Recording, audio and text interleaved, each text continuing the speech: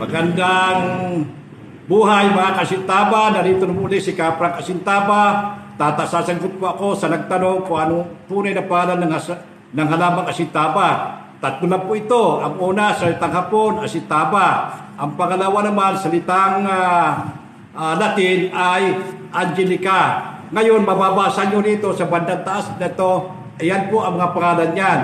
Pakitignan nyo po maigi. Sa English naman po, ang tawag dyan ay tumuruli. Kaya ako, mga kasintaba, mula pa sa 2009 hanggang ngayon, patuloy ako nag-aalaga ng halamang asintaba sapagkat itong aking abukasi.